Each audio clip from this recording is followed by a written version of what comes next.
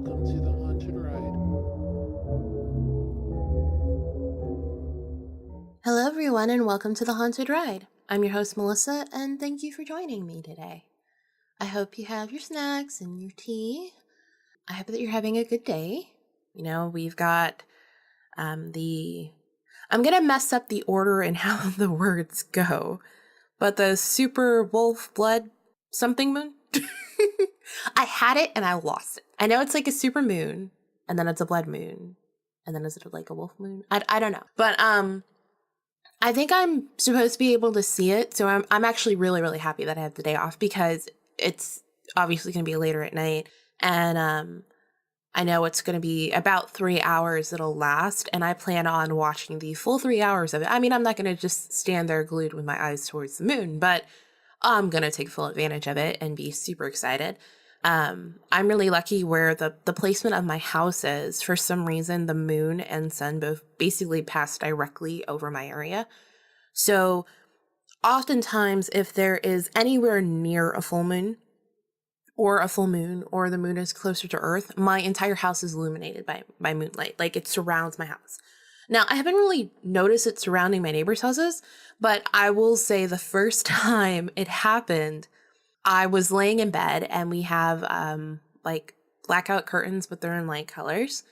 And the one that's in the bedroom is yellow. No, it's blue. So there was light from outside, and I honestly thought like maybe it was a spotlight or something. Like, I wasn't really paying that much attention, but I thought it was weird because I had kind of looked around, and one, I'd never seen it happen before, and two, the way that it was shining was almost kind of like a bubble over the house. So I was just like, okay, this is odd. And I had ignored it for the majority of the night that I had seen it, but then I turned off all the lights to go to bed, and because of how it was coming through, combined with my curtain color, it made my room look like green lights were lit up inside of it. And I had no light on, and I was just like, great, so the aliens are coming to abduct me now. Awesome. So that was my first thought.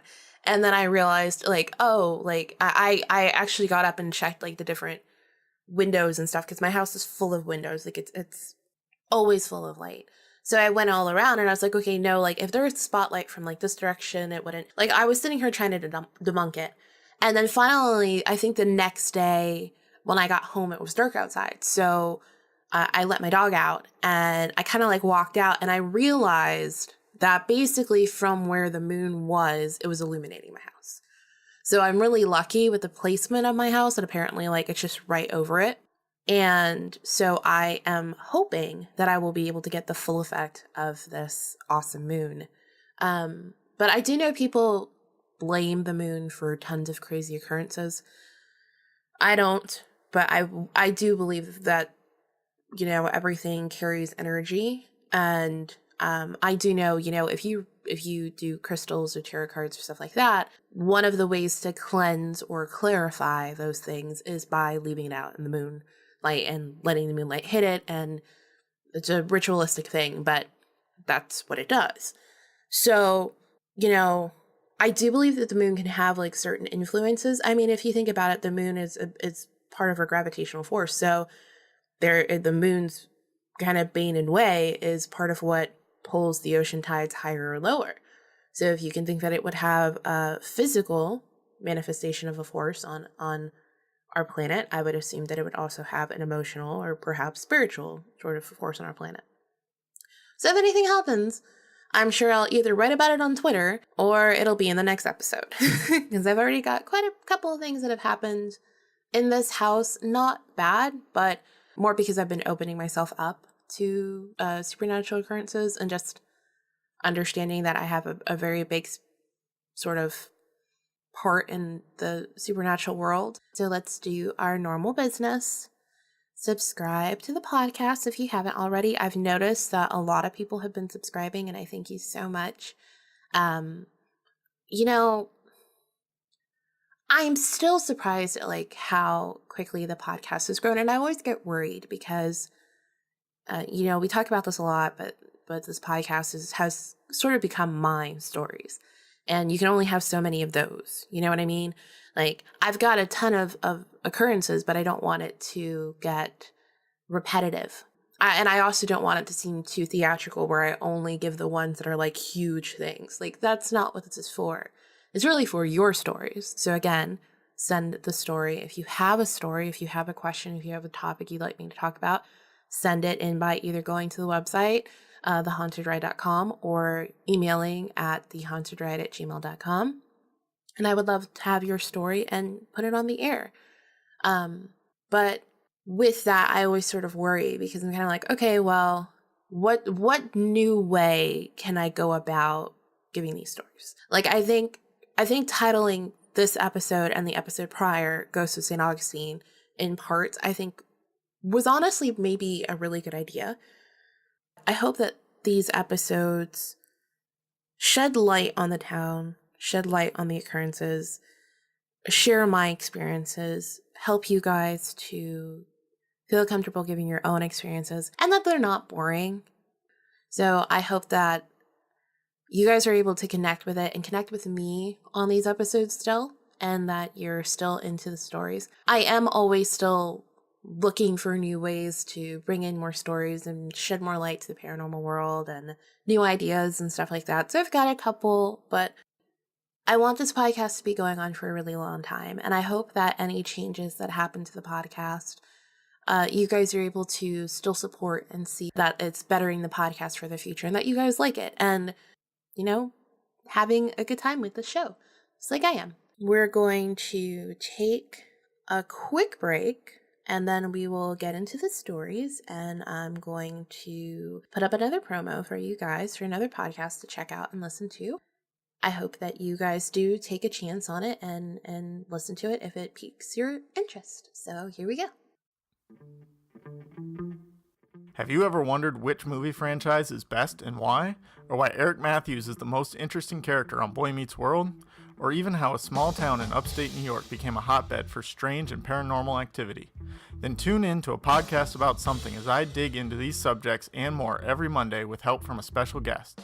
And stay tuned for a podcast about football where every week of the NFL season we round up the previous week's action and make can't-miss picks against the spread for the following week. After you listen, give us a rating and review, and for more great content, visit our website, apodcastaboutSomething.com, and follow us on Twitter at APASomething. All right, and we're back, and let's get into some stories. I thought about where do I want to start in this episode because I spent a lot of time basically talking about the fort in the last episode. And I said, oh, you know what, let's just stick to sort of central St. Augustine and move out from there. Or not central, but more so downtown. There's plenty of other things in St. Augustine. There's plenty of other like little areas that people really don't even know about, but it's because the tourist destination is Old St. Augustine. We will talk about the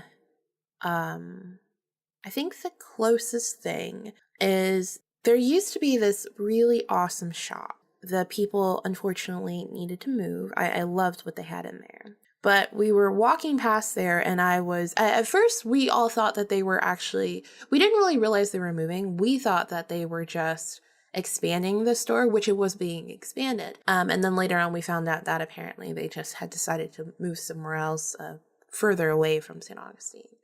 So we were walking past the store and I'm over here mourning because I've now found the thumb. We were walking down the street from there looking for a bathroom. There are tons of bathrooms. There's bathrooms inside restaurants and stuff, but I don't know. I always feel weird doing that. If I'm not eating there, I feel like I shouldn't be using its facilities either. But there's bathrooms that are exteriorly to stores and shops, and you just have to kind of cut down little corridors and stuff, and it says restrooms on top. There was one of those inside of this construction building. I say construction building because it didn't have any of the tools or stuff uncovered or stuff like that. It wasn't a wreck like that or something. But clearly you could see that they'd gutted everything out and they were, going to be painting and stuff like that. I really need to go to the bathroom at this point. So I sort of round the corner into the place and I was just oh, okay. I felt a little weird. I didn't see anything at this point, but I take a couple spots in and something hits me. And it is a blast of warm air, like directly in front of me. Now, when we were walking outside, it was comfortable. It didn't feel like that. And when I walked into the building, it didn't feel like that. But right there in the space, it did. And I kind of looked around real quick, but I was just like, no, it doesn't have like, there's no vent here. I don't think it was set up for an AC unit yet. So I looked around, I didn't see anything. I sort of stepped to the right, stepped to the left, like stepped around it, and it was just right there. And as I go to step by it, it moves. And it kind of like, again, moves right in front of my face. And I was just like, okay, so this is something that clearly wants my attention. And around the time that I say this, I think it was trying to just get anyone's attention. And I think that like, because I was so into trying to debunk it, I didn't really want to confirm that it was a ghost because I wasn't expecting it. And at this point, and we've talked about this a lot, so sorry, I'm going to bring it up again for anyone who's new. So I was trying to hide myself, my spiritual self, for quite some time. I tried to close myself off due to all of the experiences that I had and how many of them were negative. And I didn't want that in my life anymore. And I thought if I closed myself off that it would be gone. And so in me having myself closed off and trying to debunk this thing at the same time, I essentially was ignoring the fact that there is a spirit in front of me who's basically screaming at me. And I know it's screaming at me, but in my head, I'm still trying to say, no, that's not a spirit.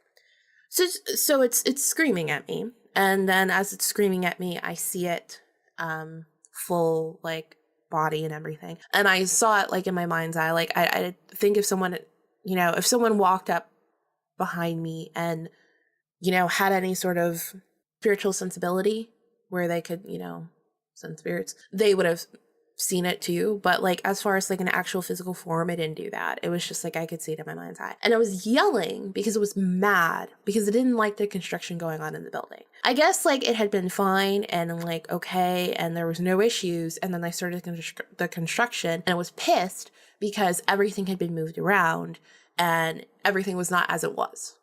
And it wanted it back as it was. And I had to explain to it. I was like, oh, shit. So I had to explain to it. And I was like, look, I'm so sorry that this is happening to you. I'm sorry for the construction. And it seems like it really wanted me to tell them basically to stop. And I was like, I can't do that because I don't know who's doing the construction. All I can do is try to help you in this moment. But like, I can't spread the word, and make some huge announcement that the ghost of the construction site doesn't want you to continue. So I sort of tried to help it calm down, which didn't really go too well because, it just wanted one thing, which was for the construction to stop. And I realized that pretty quickly on, like, into the conversation that that's all it wanted. It had no intention of leaving that space. It just wanted the construction to stop and for things to go back to how they were. That ghost basically had a no trespassing sign on the building. It didn't have a problem with people coming in or coming out. It had a problem with things being moved and renovated. That's what was pissing it off. And it was becoming angry. So I talked with it and I said, I'm sorry. There's not really anything that I can do for you except for talk to you right now and listen to you. And I guess that like after it like vented for a little bit, it seemed like it was a little happier that someone would listen. And I told it, I said, look, I can hear you. I'm sure that the other people hear you too. They're just doing their job. I'm sure that they're not trying to invade your property or trying to invade your space. They're just doing what they're told. And I said, I completely understand why you're angry and so on and so forth. Like, I get it. And I empathize with it because, I love my house. But if somebody was to run a fucking bulldozer in my house while I'm in here and I didn't say, hey, run a bulldozer in it, I would be fucking pissed. I'd be pissed. I would go off. I would rally. Like, I would be pissed to the highest specificity level in the world. So I get it. Like, I get the ghost. Just because people can't see something doesn't mean that it's not there. And that really should be like the staple of like every single one of these stories. Just because you can't see something or just because there's no tangible proof doesn't mean that something's not there. If someone feels that there's something there, like, That's their experience. They have every right to share that experience, and they have every right to believe in that experience. And just because you didn't see it or you didn't experience it doesn't mean that it didn't happen. And because the ghost was clearly a person, like, I could really honestly sympathize with the ghost and understand, like, where it was coming from. Because, like I said, if that happened to me, I'd be mad. But unfortunately, I can't march down to the city hall and be like, hey, can you stop construction on this site because the ghost in there is pissed. Like, I can't do anything, but at least I can pay it a couple of seconds and listen. That's not enough. That's not what it wants, but I can understand that. So after we're done with the conversation, I listened to Ghost for a second. I said, look, I came in here to use the restroom. Will you allow me to essentially pass by you and use the restroom? And it said yes. So I went to the restroom and I came back, and when I walked back out, I was actually sort of still looking for it to see if it was still around, and I sort of felt it fleetingly, but it wasn't yelling and screaming anymore. It was kind of just like, thank you for listening, and it was still there. It didn't leave. And that building, this was years ago, so that particular building, I don't think whatever they put in there lasted very long. I don't remember that, but I mean, what can you do? As long as the ghost didn't want to pass on, it wasn't. I think if people who were there saw it and, while perhaps scared of it, could also say like, hey, I understand this is your space. Thank you for allowing me to be in this space, but would you please not scare whatever? I think the ghost would be willing to listen. It wasn't rude. It just wanted its voice heard and someone to listen. So I leave the place, and my mom is like, oh, I'm going to go use the restroom. I said, don't use that one. And she was like, why? I said, because there's a ghost in there. She's like, seriously? I said, yes. She goes, you're joking. I said, nope. I said, if you want, go walk through and you will feel a wonderful spot of completely warm air that shouldn't be there. And that would be the ghost, if you don't believe me. So apparently she believed me enough to decide not to use that restroom and go somewhere else. Didn't believe the story, but she believed that part. So the next story is about the lighthouse. People have done shows and things like that and clearly proven that the lighthouse is haunted, and I agree, it is haunted. I have not been in the lighthouse, but I used to be in chorus, and we did a performance for Christmas at this little building right by the lighthouse. So the lighthouse was closed. We were not allowed to go into it, but it was right next to it, and you could go into it a little bit later. So we did the performance in the evening, somewhere around 5:00 or so. And I remember feeling really uncomfortable. And I was not in the lighthouse, but we were close enough to it. You could clearly see it. You could see the door. You see, if you wanted to walk in there, it was right there. And I felt really uncomfortable the whole time. And so when we were done, someone said something about the fact of wanting to go in the lighthouse. It's like, you can do that, I'm not. And my dad turned around and he said, yeah, I feel it too. And he's not, I think he has periods of times where he does tons of things to open himself up. And I think he cracks it just a little bit, and then he doesn't do it anymore. And so it doesn't stay open. But it was the feeling coming off of that lighthouse was strong enough that he felt it too. I didn't necessarily, I refused to look at the lighthouse. I didn't want to look at, I basically acted like it was not there. Because I felt if I turned and I looked at it and I gave it any sort of bit of my attention, that I would have an experience where I would clearly see something.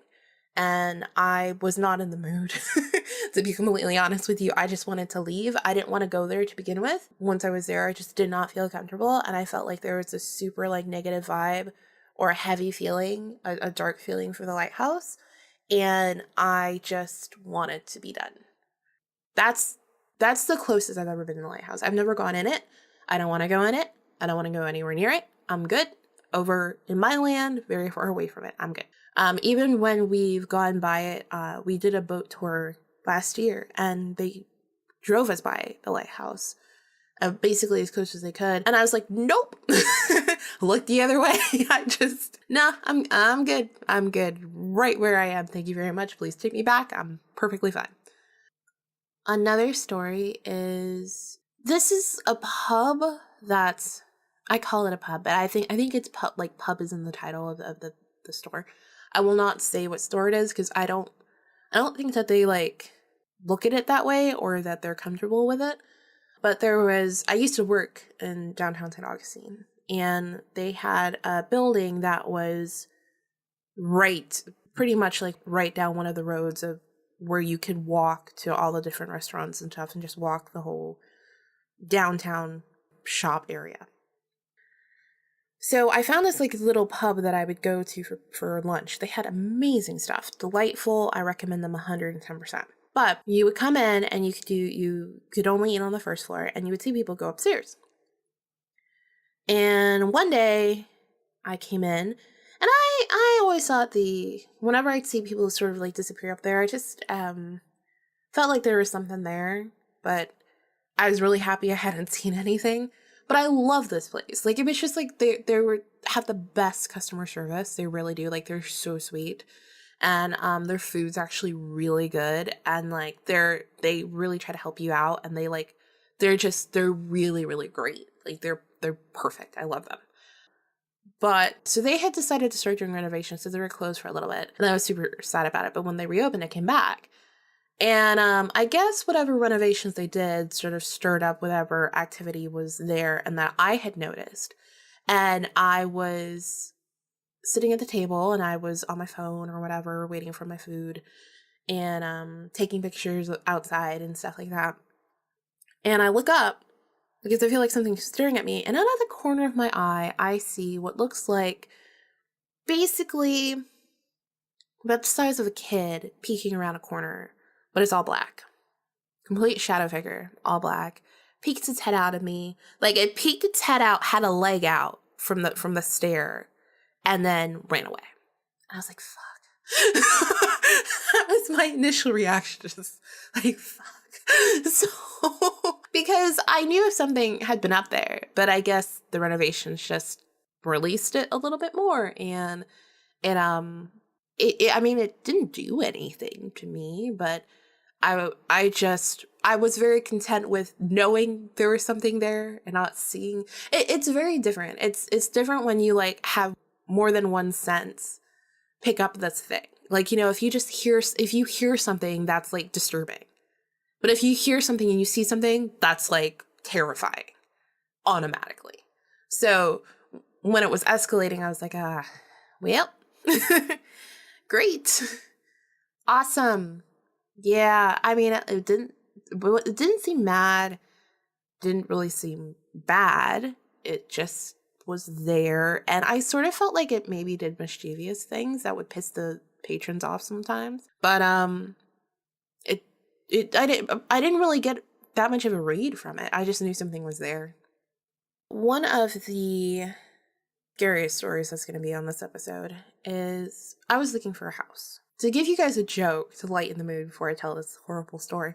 So I had a horrible time trying to find a house because I knew there was a feeling associated with a house that would work for me. And I knew it needed to be a purely positive feeling. I refused to move into anything that didn't have that. And it was going to be my first house, and I just wanted it to be positive every time I came into it, every time I woke up in the morning. And trying to explain that to a real estate person was really hard because they didn't get it. So when I would give them the criteria because, you know, I just wanted a couple things, like a certain amount of bedrooms, whatever. I was honestly willing to work on a lot of it. I didn't want too much. The feeling was the most important part for me.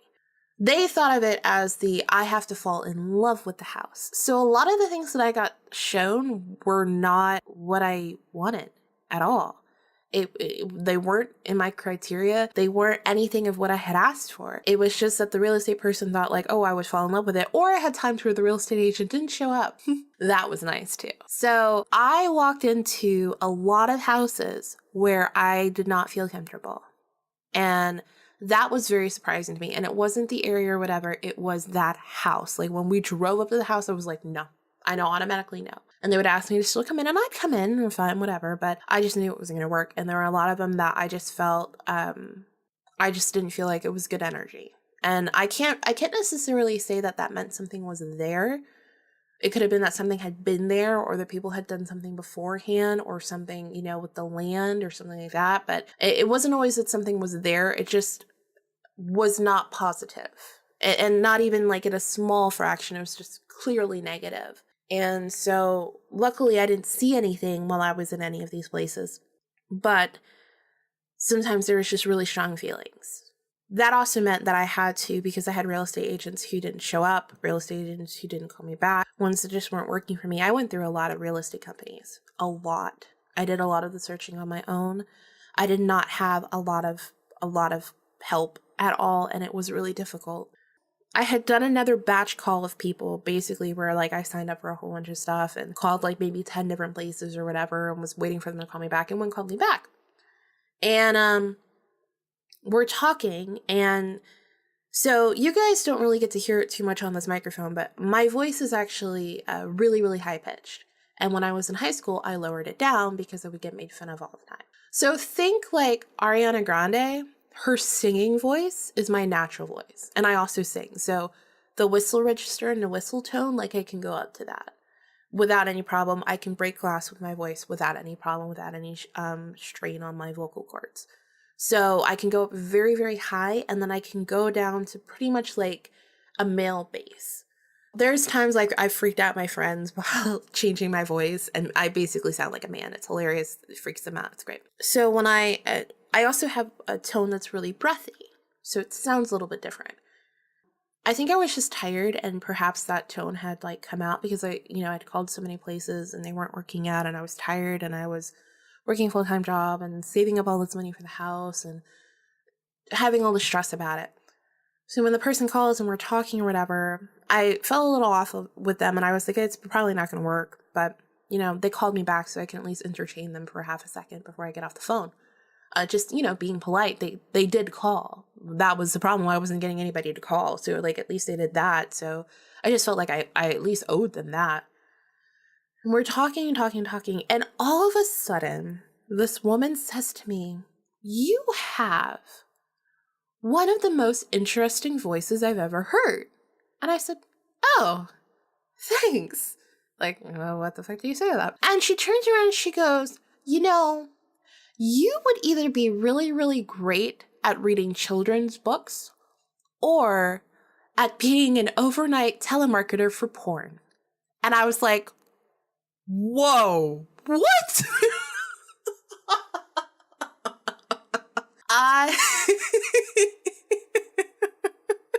I laughed, and then I was just like, thank you for letting me know the careers I was meant for with my voice. Have a good day, bye-bye. And I got off the phone. I was so... What the fuck? How does anyone's voice immediately make you think that they'd be like an overnight, call person? I don't even know what you call people who do that. Which, if you do that, like, no shame on you. You gotta make money.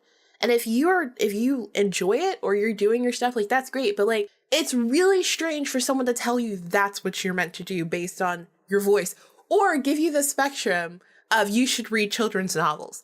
Like, what the fuck? Thank you for letting me know how wildly of a spectrum of careers I can get because of my voice. And she really thought it was a compliment, and I thought it was, I'm weird. I'm 110% weird, but, like, that was a whole new brand of weird that I've never even experienced before. Especially from someone I had just spoken to. That was the first phone call. Like, what the fuck? So, going into the actual story, and hopefully that make y'all laugh. And please don't ever tell that to somebody. I at this point I'm working with a new realtor, so I wasn't a difficult client. It's just that they wouldn't listen. Like, if I clearly say, like, I just, like, it's very difficult to say to someone, I just want a house that feels really positive. Because it's like, what qualifies as positive? That's where I was losing them. And then they were just like, okay, well, by positive, maybe if she falls in love with the house, like, that'll be enough. And then I had someone tell me that I wasn't being open-minded enough to, like, find a house. I'm like, who are you to tell me that to begin with? And second off, if you feel that way, like, don't work with me. Like, you're only working with me because you want to get commission. Right now, I'm the only job that you have. So, like, don't give me that crap. Like, you cannot tell that to somebody. Like, that's messed up. Like, whatever it is that that person needs out of their house, they have every right to need that. And what I needed was a positive house. And there's no way to describe that. It's not about the amount of light that comes in the house. It's not about the people who had the house before. It's not about the space requirement or the amount of bedrooms or bathrooms or closet space or anything like that. It's about the house itself. And if I connect with that house or not. If I don't connect, no deal. Sorry. That's just how it is. So this woman shows me a house. She was late to begin with, so I actually thought she wasn't going to show up. So she gets ready here. She's like, okay, well, since she's not here, do you want to like look around? And I was like, I always feel uncomfortable with that because it's just like, you know, as a neighbor, if I saw someone walking around somebody else's house and I knew that person wasn't there or something, I would be concerned about that person's house and if they are in there or not, or if they know what's going on. So I always just felt weird about it, but she still wasn't there. And I was just like, she wasn't answering the phone. And I was like, we can give her like 10 minutes. And after that, we're out. So we like walk around the house and I was like, oh my God, like one of the things I really wanted was like a good amount of yard space because I knew I wanted to get a dog and I love grass and I'm a very earthy person. So I was just like, this is perfect as far as that goes. But I still had like an off feeling about the house and I couldn't figure out where the off feeling was. I was very confused by that. Like, because it didn't really make a whole lot of sense to me. When I pulled up to the area, like, it was really great because it was very far away. I think it was fenced, if I remember correctly. There was a bunch of trees. Like, it was, as far as land space-wise, it felt beautiful. The land felt fine. It was clearly there's something wrong with a structure on the house, and I thought it was the house, but it didn't seem to come from the house, and I couldn't figure out what structure it was coming from. Just that it was in the area. And I even somewhat thought, like, maybe it's not this house, maybe it's like a neighbor's house or something. Because, you know, even though they're fenced in, there's neighbors around, like maybe it's something like that. But I was having a very hard time figuring out, especially because I couldn't step into it, figuring out where it was. Again, I had closed myself off. So this is part of why I've opened myself back up, is because if I was open at that point, I would have been able to pinpoint it immediately. There would have been no question. But because I hadn't done that, I was picking up things on my lower frequency, not the maximum amount of my frequency that I typically would. So she shows up finally, and we're like, oh, okay, great. Thought you weren't going to show up. So she comes in, she brings it in the house, and it's really cute. Like, it's small, which was fine with me. I didn't have any issue with that. It had 2 bedrooms. Awesome. It had 1 bath. Okay. I would prefer 2, but fine.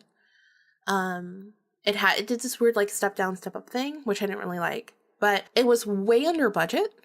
And I was just like, okay, I actually didn't mind doing some sort of renovations in the house to make it the way that I liked it. And I was just like, dude, I could actually like legitimately do quite a bit of renovations on this house. Like, it's got good structure, it's got good bones, it's older. I could do quite a bit of renovations on this house and make it like exactly what I want. And it's already got good form. It's got an amazing amount of land. Like, it's great as far as that goes. And I felt fine in the actual house. But I did feel like there was a spirit there. But it didn't feel bad. It felt like a protecting spirit. But I was like, okay, well then what is it protecting you from? And I was like, and where is that other feeling I felt? I didn't feel it in the house at all. So we will get out the house. And it turns out in the backyard, which we had kind of gone back there, but we weren't sure if that structure sat with the house or not, there was a detached garage, which was newer than the house. And when we went in there, even my mom, she went and she held my hand and she was just like, I don't feel comfortable in here. I said, I know. I said, something's in here. And it's really dark. Like, it was the type of, like, when you hear stories about, like, the spirit that hides in the corner that's really dark and very oppressive and bad, like, that's what that was. Like, I felt it full force. There was, even saying this story, like, I am legitimately shivering right now from that experience with that thing.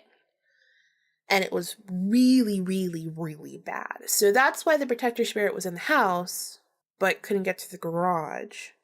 And you would think that, like, okay, the land's good. The house has a protecting spirit. The detached garage is new. Where did that spirit come from? I don't know if maybe they did something. I don't know. Like, I don't really feel like that spirit was from there at all. I feel like it was brought into that space and then it just decided to harbor in that space and change the air surrounding the house. I think it wanted to take everything over and the protecting spirit in the house was not letting it. So we get back out and the lady is really pushing me to like sign the paperwork and stuff like that. And I was just like, the house is fine, but the detached garage. And it was really fucking with me. I'm gonna be honest with you, because when I say this, you guys are gonna be like, what? But I didn't feel like the negative spirit would have hurt me at all. I feel like it was really negative, but I didn't feel like it wanted to hurt me. To be honest with you, it seemed like it just wanted to get out and do other shit. It didn't seem like, it seemed like more almost like we invaded its mass and so it wanted to like let us know it was there, but that as far as me, like it would never have been able to hurt me.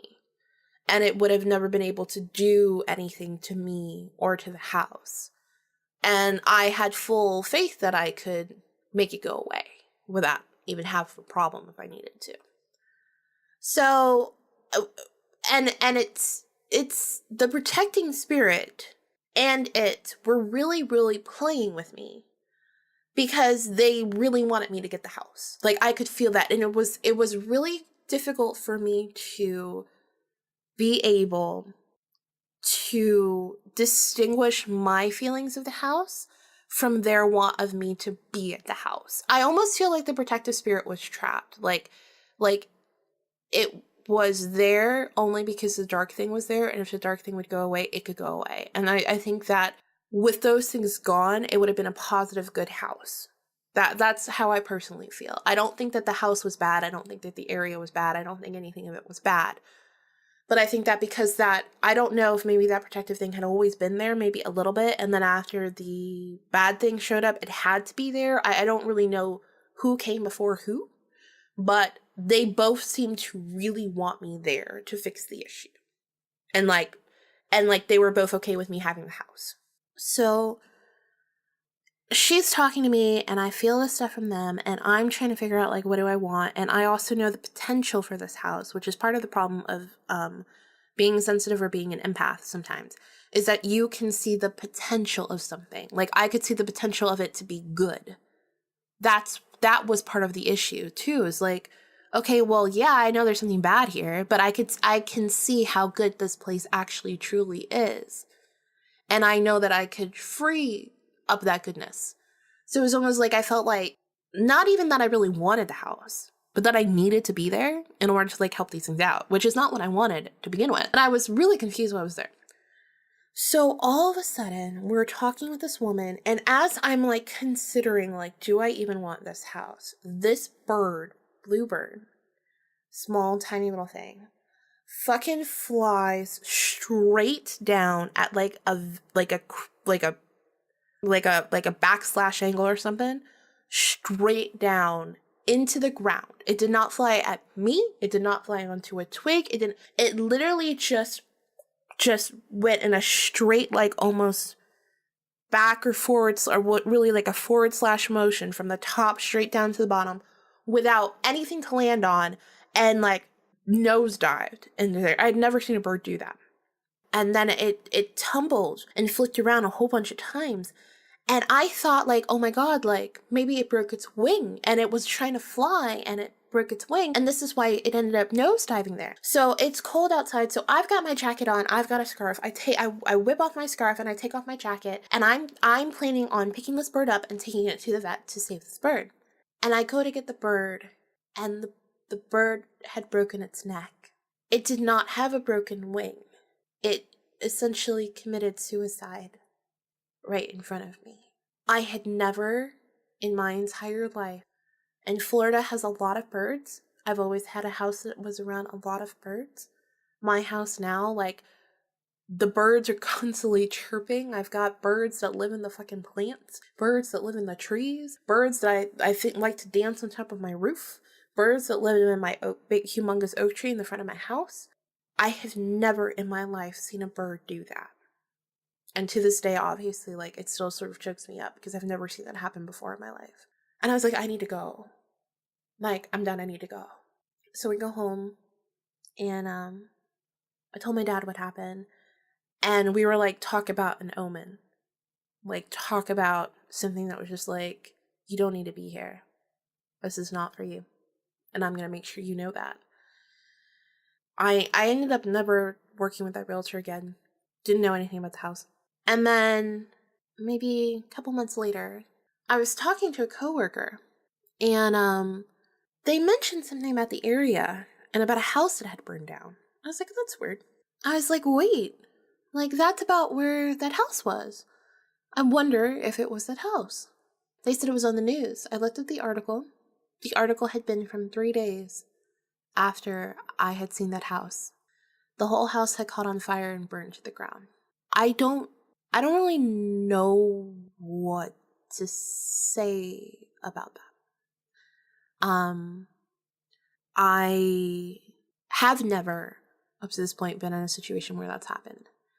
I mean, it's just like, what do you even say about that? Like, what do you even do about that? I mean, you're there. You clearly feel like something wants to be released and like to go away. And I guess maybe by me never coming back or never saying like, hey, I'll come back and I'll help you or something, I guess it just released itself on its own because there was no more house. I know it's going to sound weird. I still don't feel like it would have hurt me at all. But I do think it wanted to be released. I think both of them felt trapped and they wanted to go away. And with me not essentially sticking around to do something for them, or seeing that the bird dying as an omen not to get the property instead of as a way to say, this is like, it's so bad here that I need to be released. I think it just did it on its own because no one was living in the house. There was no furniture. The people who owned it had moved out. No one had gotten caught in the fire. No one else's property had been damaged. And that house burned from the top to the bottom. It completely burned down. And the garage. Everything on that property burned down. And to place it for you guys, the house was closer to the street. And the garage actually was really more like, kind of like where you would place a tool shed in your backyard. So there was a pretty huge distance between the garage and the house. It would have had to been a huge fire to somehow catch fire to both the garage and the house. It would have had to be purposeful or burned for a really long time. And I mean, there were other houses around there, so I would think that the other people would have realized it was burning down. So I have a couple more stories, so we're going to have a part 3 of Ghosts of Saint Augustine. And that one will be much shorter than this one. This one was much longer than I like the episodes to do. I like to keep them around half an hour. Just if you're driving to work, like you can listen to the episode or something, or like taking a train or something, you can listen to it and not have to come back and hear the rest of it. But yeah, that's this is part 2. I hope you guys enjoyed it. To end on a positive note, to talk about something that I learned this week, I learned to trust myself a little bit more than I normally do. I've been doing really well with just listening to myself and listening to my body and sort of letting it be the leader of what I do in my day. Now, that doesn't mean that like I don't push myself or stuff like that, but I'm typically someone who, like, if I get an idea or I get a thought, like I want to do it. Like I want to do it and I want to get it done just so I don't think about it again and it's finished. And sometimes like I'm not up to it. Sometimes I really can't do it. I really need to like relax or rest or take a second for myself and I don't do it. And that ends up screwing me over later every single time. And I have just been listening to my body. Life is too short. You need to enjoy the time that you have and the time that you spend. Because I think I said it last episode, you know, all you have is time. I've been really good about that. I've been really good about just listening to myself, listening to how I feel with different people, how I feel when they say different things to me, what makes me feel uncomfortable, and letting that be the guide about how I treat those people and how I move forward with those people if I move forward with them. And it's been really great.